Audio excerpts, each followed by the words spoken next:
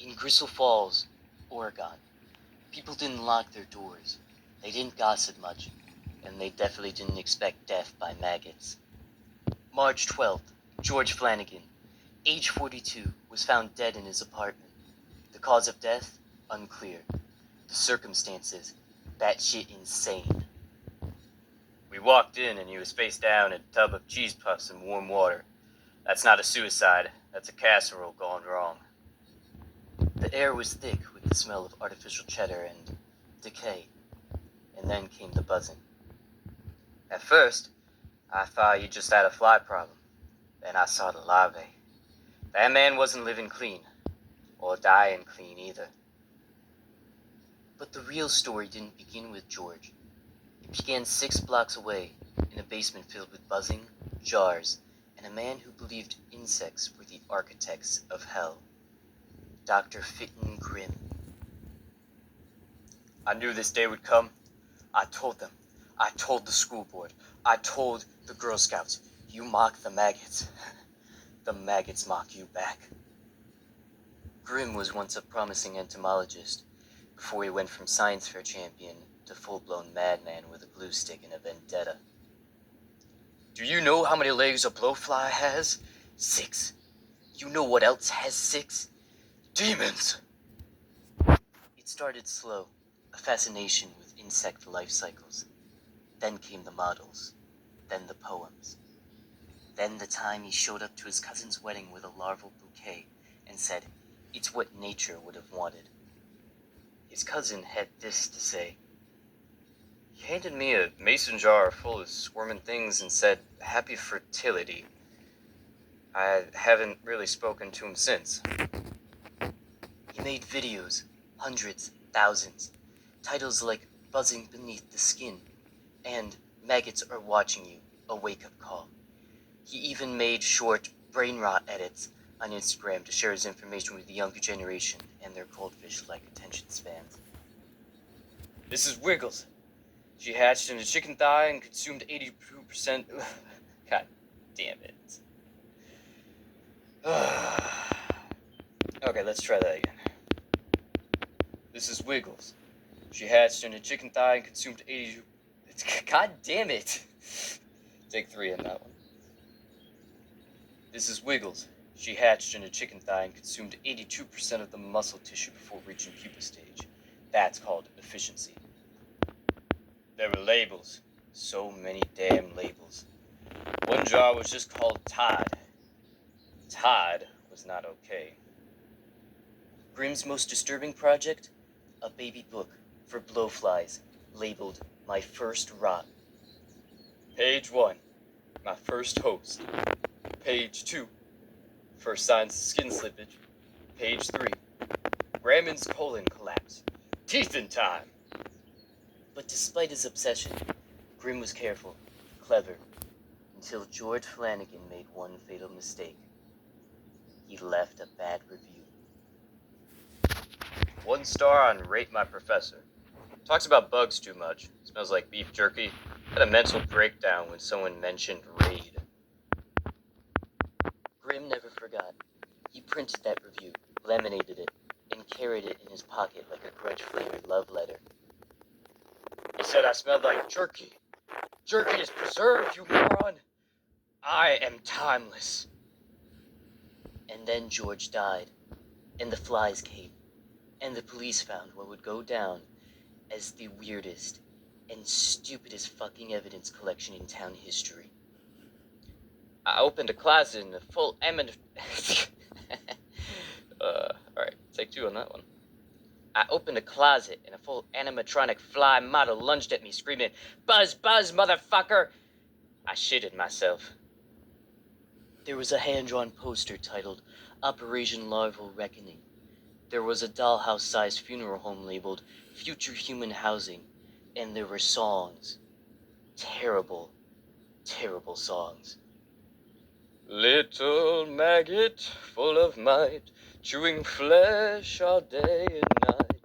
When the bones begin to show, you will know the flies must grow. The final straw? A self-recorded expert testimony video that Grimm mailed to the local DA along with beef jerky, a single baby shoe, and a note that said, "Connect the dots." I am not the villain. The flies are the truth. They came for your trash. Now they come for your lies. We didn't even ask him for a statement. He just kept mailing us things. Bones, mostly chicken, or at least what I thought was chicken. Court-appointed psychiatrists were called. 3 resigned. 1 even became a beekeeper. He looked me dead in the eyes and said, "Maggots are memories, chewing through the past," then offered me a snack. I couldn't ask what it was. While out on a bail, Grimm began constructing something he called the chrysalis chamber. Neighbors complained about smells, chanting, and a fog machine. He screamed, "Behold my final form!" at 3 a.m. in the morning, while covered in Vaseline and glitter. I just wanted to sleep, man. And then, as suddenly as it began, it ended. March 28th, Grimm slipped on a puddle of Lagavulin glue. Wow, okay, nope. Take 2. And then, as suddenly as it began, it ended. March 28th, Grimm slipped on a puddle of larval goo, cracked his skull on a metal display labeled Maggot Militia Alpha, and fell directly into a modified bug zapper labeled Bite Back 9000, Judgment Edition. We found him twitching, covered in slime, smiling like he won. He might have, honestly. He might have. His final words? "Tell Wiggles." She was the only one who understood me. They buried him in an unmarked grave behind the biology lab. Within 24 hours, blowflies had found him. He would have liked that. I mean, we had to cancel class. Too many flies, too many memories. Grimm's house was condemned, his research burned. His fly scrapbook now lives in a sealed evidence locker under 2 padlocks and 1 priest's blessing. But the buzzing never really stopped. And somewhere, in the dark, a maggot molts and remembers. In the weeks after Grimm's death, Crystal Falls returned to normal. The maggots were gone. The buzzing faded, but the questions lingered. We thought it was over, but then the library reported someone checked out his thesis. Twice! Dr. Grimm's 364-page senior dissertation, Chronicles of Decay, the socio-political implications of blowfly colonization, had not been touched since 2003. Suddenly, it had become popular. It smells like wet ham and vinegar. The cover is made of felt. I had to double glove just to put it on the cart. People began to wonder, had he been crazy, or had he been right? Listen, guys, I'm not saying blowflies control the economy. All I'm saying is, I haven't seen the Federal Reserve and a blowfly in the same room. Connect the dots, people! Grimm's personal effects were boxed up and sent to storage. Or so they thought. The box moved. I swear my mama's loofah.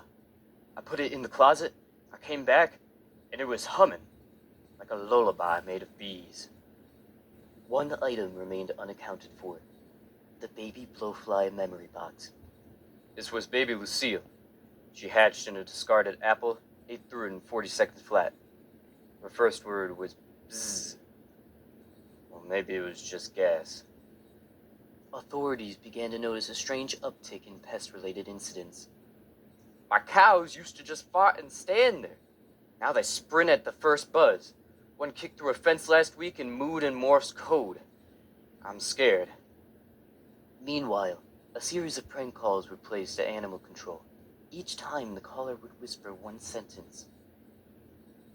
They're nesting in your fridge. Technicians checked over a dozen homes. They found expired meat, sure, but in one particularly foul-smelling attic. We found a shrine, made of honey, glitter, and laminated wings. I threw up into my tactical vest. The shrine contained what looked like a manifesto, spelled out in mayonnaise, on wall insulation. We think it says, mankind rots from the inside. The blowfly simply helps us get there. Even stranger, Grimm's name started popping up in chat rooms, forums, zines. He was misunderstood, like Kafka or Batman, except with insects. A lot more glue. And then the podcast started. Welcome to BuzzFeed, folks. The other one. We don't do quizzes. We do the truth. The host claimed to be Grimm's protege, an anonymous entomologist in exile. Each episode opened with a fly fact. Each episode ended with a threat. A blowfly can smell death from over a mile away. Question. Why do you think your fridge smells funny? Answer. You're next. Episode 6 caused a local panic after it encouraged listeners to surrender their meat to the swarm. We had 12 people come in just to throw steaks on the floor and yell, "For the larvae!" I had to call the cops twice. A new mural appeared behind the old bowling alley, painted in flypaper and red paint. A portrait of Dr. Grimm, with a crown of antenna and the words, "He never left." We had painted over it. 2 hours later, it was back. But now he had 6 arms. The town decided to officially blacklist blowflies. No costumes, no bug books, no more sticky traps shaped like friendly cartoon insects. God damn it, I just had to mess up that last part, didn't I? Takes you on that one. The town decided to officially blacklist blowflies. No costumes, no bug books, no more sticky traps shaped like friendly cartoon insects. It's not censorship, it's pest control. But deep underground, in an abandoned subway tunnel once used for potato storage, someone was rebuilding. The larvae are hungry, and they remember the taste of man.